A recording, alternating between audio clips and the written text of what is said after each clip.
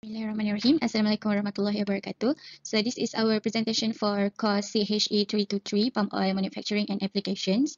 So in this presentation, we will discuss about the various unit operation and process involved in palm oil manufacturing process and also in the production of food and non-food applications. And then this assessment was conducted in a group where we are required to select one of the palm oil manufacturing process from food and non-food industries. And then throughout this study, we had come up with the equipment identification and also the process instrumentation diagram PNID evaluation. So before we start our presentation, let me introduce you our team members. So our team consists of 4 members, which are me, myself, Nura Syakir binti Yusof, and the second member is Nur Hidayah binti Kamri, and then Siti Nur Hidayah binti Mak Zain, and lastly Ani Syairah binti Ahmad Nizam. Market trends have shown that manufacturers are switching from hydrogenated fats to trans-acid-free alternative for food product formulation or preparation. Next, palm oil and palm products have become important raw materials in the production of solid fat formulation. For instance, shortening and measuring in view of the current trends. This is why because palm oil is very suitable as a major component in measuring and shortening because it is naturally semi-solid. The basic method of making measuring today consists of emulsifying a blend of oil and fats from vegetable and animal sources, which can be modified using fractionation, interesterification, or hydrogenation. In general, vegetable and animal fats are similar compounds with different melting points. Fats that are liquid at room temperature are generally known as oil. The melting point are related to the presence of carbon-carbon double bond in the fatty acid components. A higher number of double bond give a lower melting points. Oil in hydrogenation process converted into solid substances at room temperature. In measuring production, oils and fat usually are considered to be the most important raw material used, as oil and fat are significant in relation to the characteristic of the finished measuring. The type of oils or fat used has a considerable influence on the crystallization characteristic during the measuring processing, which has to be considered when choosing the equipment involved in the processing line.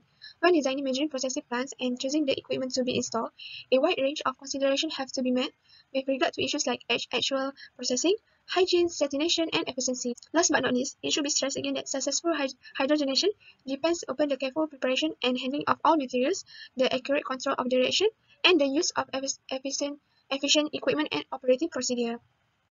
In order to produce measuring, there are 5 processes that being used, and all these 5 steps use different types of equipment with their own function. So the first process is the oil phase with emulsifier preparation.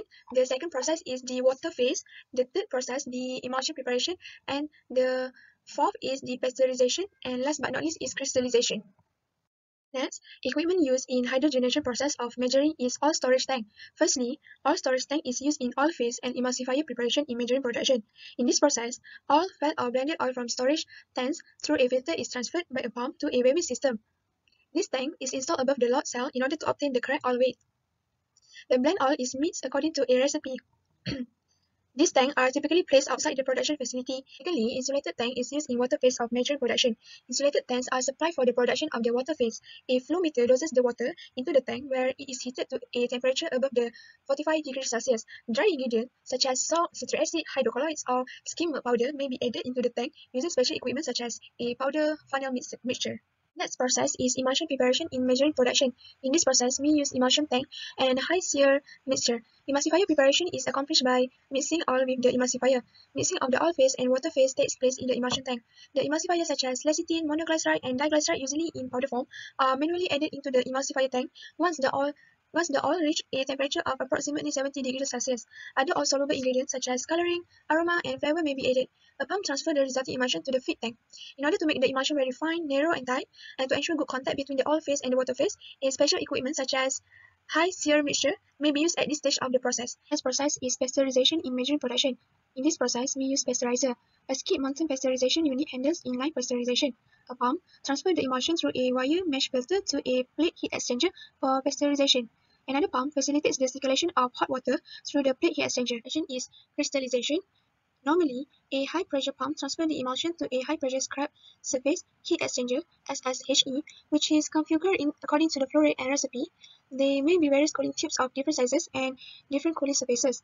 Product pipes connect each cylinder to one another, and temperature sensors at each outlet ensure proper cooling. Depending on the recipe and application, the emulsion may need to pass through one or more pre-worker units prior to packing. For the next point, which is evaluation of PNID for margarine production process. So this is the piping and instrumentation diagram to produce margarine. So as we can see, this PNID for this process is quite simple and not too complicated compared to the other process. And this plant has many streamlines. In total, we have 17 streamlines, where at the beginning of the process, the palm oil from streamline 1 is mixed with palm oil from recycle stream. Yeah, recycle streams. And then from streamline number 9 into a drum vessel V101 here, where I put the arrow. And then from here, the mixture is pumped by a feed pump P101 into a packed bed reactor. So the mixture reacts with hydrogen that had been compressed by compressor 101 with the presence of nickel as catalyst pumped by a pump P102 from a catalysis tank TK102 here. Okay, next, the palm oil and hydrogen will react to produce hydrogenated palm oil through process called hydrogenation with a conversion rate about 91%, and the rest are unreacted hydrogen. So to reach the acquired temperature, 110 to 140 degrees Celsius for the mixture to react, a boiler E102 are used.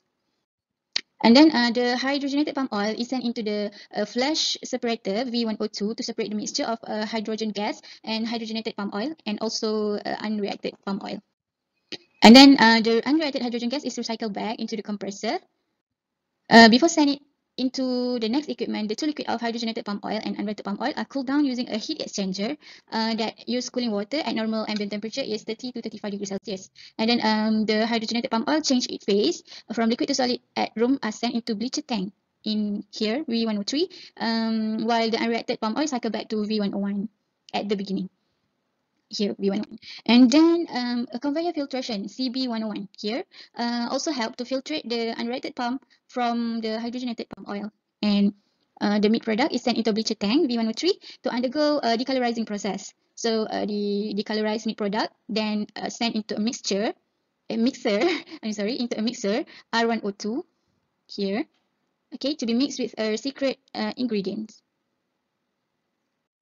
And then the mixed margarine is then being transferred into a chiller tank TK101 to be cooled down using a conveyor belt CB102 and elevator solid margarine EL101. Okay, next is for non-food application. For non-food application, we choose is soup production. Okay, next is to produce soup we need saponification process. First, saponification is an exothermic chemical reaction, which means it gives off heat that occur when fats or oil come into contact with a base. Second is the chemical reaction. Triglyceride unit of fats react with sodium hydroxide or potassium hydroxide and converted to soup and glycerol. Third is saponification generally takes 24 hours to 48 hours to complete. It is because the mixing of base and oil and also the raw soup. Okay, this process can be speed up by adding more heat and slow down by keeping the process cool. Last but not least is the type of soup. There are two types of soup, which is first hard soup and second is soft soup. To produce hard soup, we use is sodium hydroxide, while to produce soft soup, we use is potassium hydroxide. Okay, so this is the chemical reaction to produce soup, which is acid plus base equal to soup. Second is triglyceride plus sodium hydroxide or potassium hydroxide equal to glycerol plus soup. Now for the equipment used in the soup production. In the soup production, it have 4 sections, which is oil treatment. The equipment used is carburetation pool and storage tank for refined oil. Carburetation pool will mix all kinds of oils together on the basis of the formula. Meanwhile, storage tank for refined oil works as storage for the RBD purified oil after it completing the crude processing. Next section is saponification. In this section, saponification cauldron is used for place that oil and alkali to react, and soup base storage tank is for the soup base will be stored. Which is vacuum system. Total of 9 equipment were used. The ingredient mixer tank will mix and heat the essence, pigment and sodium silicate in liquid soup. Heat exchanger will heat the liquid soup rapidly. The vacuum spray dryer is used to dry the soup material from liquid to solid quickly and evenly, and makes the soup flakes thinner and more even to improve the quality of the soup noodles. The fine separator is used to separate the soup powder from vapors produced during the vacuum drying. Then the barometric condenser will condense all the vapor from the soup, and eliminator is used to draw off water from the soup. The stage vacuum pump will keep the vacuum system in a vacuum state. At pelletizer, the vacuum-dried soup materials will be pressed into soup noodles and it will be stored in the soup noodles tank. For the last section, which is soup finishing line, mixing agitator is used to mix the soup noodles and other additives sufficiently. The 3-roll grinding mill works as grinder as it grinds and presses the material to increase its quality and density. Next is vacuum plotter is used to grind, refine and press the material into soup bar. At the soup cutting machine, the soup from the vacuum plotter will be cut into bars and blocks. Lastly, the soup stamping machine is used to stamp pattern on the soup that have been extruded from the vacuum plotter machine. For our PFD in soup manufacturing plant, if you can see, our PFD is very complicated. So, we start is with V101. Okay, the sodium hydroxide tank with V101 will be distributed using the NAOH feed pump, which is P101, to the second treatment tank, which is V203. Okay, next is the coconut oil storage tank, which is 102, and palm oil storage tank, which is 103, will flow into the blender VE106 using the NAOH feed pump P101. Okay, then the oil will flow to the moisturizer tank VE107 using the moisturizer feed pump P106. Okay, next it will flow into the blender VE108 using the blender tank feed pump 107. Okay, the bleaching earth will enter from the top of blender tank VE108 and the bottom product from the tank is called spent earth. Okay, the substance then flow into the filtration FL101 using filter press feed pump P108. Okay, from filtration, it flow into filtrate storage tank VE109 and then it flow into saponifer pen VE110 with the usage of saponifer pen feed pump P109. Next, it flow from saponifer pen VE101 to the divided pen unit VE111 using the crude soap delivery pump P110. And the flow from the crude soap delivery pump P110 cycle back into saponifer pen VE110 using split eye pump P111. Then, the flow into ring batch fitting and settling pump VE112 with divided pump unit delivery pump P112. And from the tank, it cycle back into the divided pen unit VE111 using Nigger feed pump P113. Okay, the water from water storage tank VE105 will enter a boiler B101 using the boiler pump P105. The first treatment tank VE201 polyelectrolyte hydro HCl and the neutral base after base neutralization, which is a bottom product from the saponifer pen VE110, is fed into the tank.